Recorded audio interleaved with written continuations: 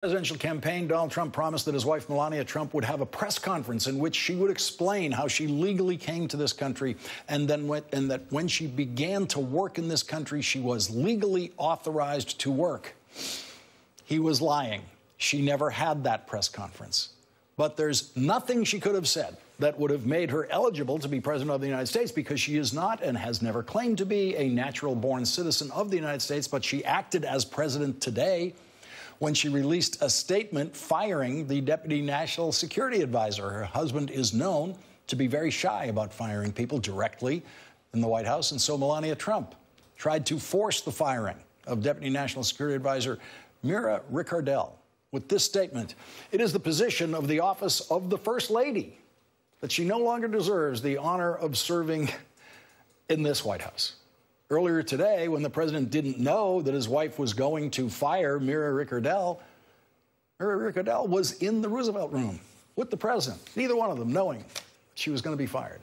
But that was for one of the rare moments today in the Roosevelt room where the president has even pretended to work, since the Republicans had a losing night in last week's election that continues to get worse as Democrats continue to pick up seats in the House of Representatives, as they are doing tonight, as the votes continue to be counted. The President of the United States has retreated into a cocoon of bitterness and resentment. That's according to multiple Trump administration sources who spoke with the Los Angeles Times. The LA Times reports that the president's mood apparently changed after Republicans' major election losses last week.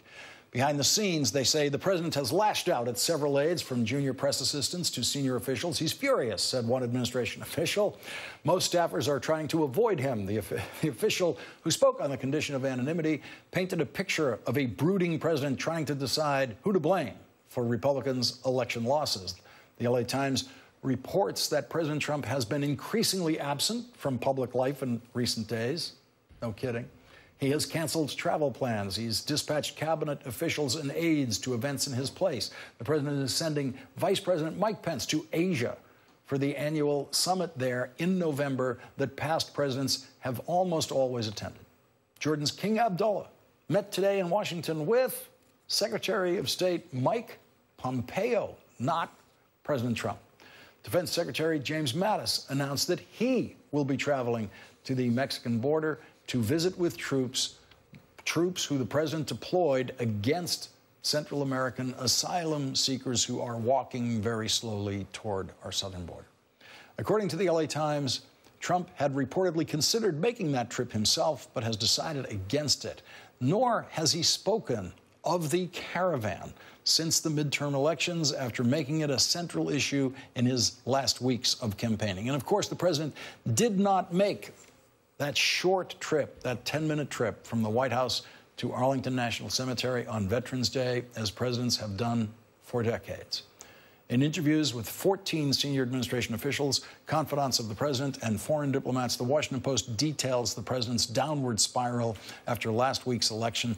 The Post reports that as President Trump was flying to Paris last Friday, he received a phone call from British Prime Minister Theresa May that set off the president.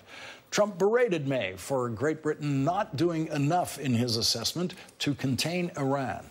He questioned her over Brexit and complained about the trade deals he sees as unfair with European countries. May has endured Trump's churlish temper before, but still her aides were shaken by his especially foul mood, according to U.S. and European officials briefed on the conversation. The Washington Post reports that as the president stayed in Paris, he, quote, brooded over the Florida recount and sulked over other key races being called for Democrats in the midterm elections that he had claimed as a big victory. He erupted at his staff over media coverage of his decision to skip a ceremony honoring the military sacrifice of World War I. Joining our discussion now, Jason Johnson, politics editor at TheRoot.com and an MSNBC contributor, and Jennifer Palmieri, former White House communications director for President Obama and former communications director for the Hillary Clinton campaign. And Jennifer, I haven't read Michelle Obama's book, but is there a passage in there where she publicly fires a deputy national security advisor and that the president finds out about it when he reads it in the paper? There's not the chapter on here's how you publicly fire West Wing staff, not in Michelle Obama's book. What is your reaction as yeah. someone who's worked there? It's hard to say. I mean, it's been a chaotic place since day one. The madness centers around the madman in the middle. It'll never change. But we saw some new stuff this week. Yes, and I worked in a White House between President Clinton and President Obama for nearly 12 years. And what I can tell you is that however chaotic it appears from the outside, it's actually worse on the inside, which I know is a chilling statement to say given how chaotic this seems, but that's certainly my experience. And what's happened is so ludicrous that it's almost humorous, except it's actually a very grave situation that the President of the United States seems to be, we've seen him in difficult patches before, but this is a spiraling that I'm not sure where it ends. I mean, just to review what's happened in the last week, for a President of the United States to not go to Arlington National Cemetery on Veterans Day is extraordinary. I know that when I worked for President Clinton, I was a scheduler for President Clinton. When I came back 10 years later and worked for President Obama, the exact same protocols were in place for what the President of the United States did every single Veterans Day, from the breakfast he hosted at the West Wing to the steps that were measured out to going to the Tomb of the Unknown Soldier. This is a very hallowed holiday, and this tradition is upheld by every president, no matter what party. To not go is extraordinary. To not meet with King Abdullah, who's one of our most important allies in the Mideast, is extraordinary as well. And to not go to APEC, which is the Asia-Pacific Economic Conference that he appears to be skipping, is also unprecedented. These are big moments in the president's calendar, and it's leaving a vacuum on the world stage. He did that in Paris this weekend. He did that. Apparently he's going to be doing that in Asia. And there's a big power vacuum in the White House itself, where the First Lady is remarkably stepping up and firing the Deputy National Security Advisor via statement. Yeah, and of course, this is the Trump White House, so we don't actually know if the Deputy National Security Advisor is fired.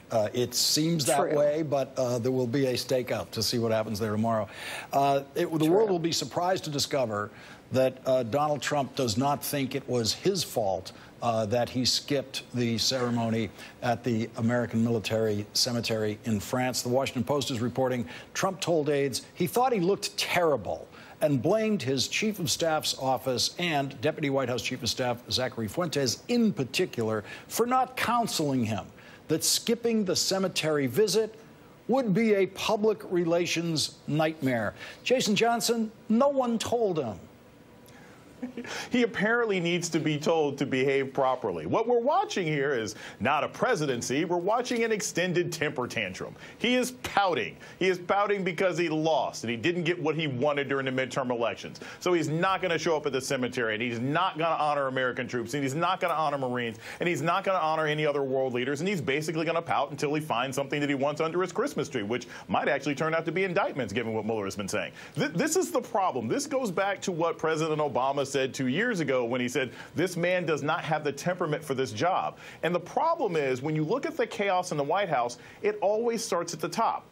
The president, who has an inability to control his mood and behavior, leads to staff who are incapable of controlling their moods and behavior. I had to look back. The last time you had a first lady fire or try to push out a member of the staff, it was like Nancy Reagan trying to get rid of Don Regan in like the 80s or something like this. This doesn't happen in a normal White House. Melania takes no engagement in the White House and yet is stepping forward to say, I want a deputy security advisor removed from office. This is an indicator of a dysfunctional White House, and unfortunately, this is what Americans have to deal with for at least the next 2 years. Yeah, I mean, I'm sure there's plenty of instances from Eleanor Roosevelt and others where they advised a president to fire someone and to move on. But that was always done quietly and backstage, just the way any other member of the administration who is advising that someone be fired, they would do it quietly and backstage. And Jason, that's the big difference. There is no backstage at the Trump White House.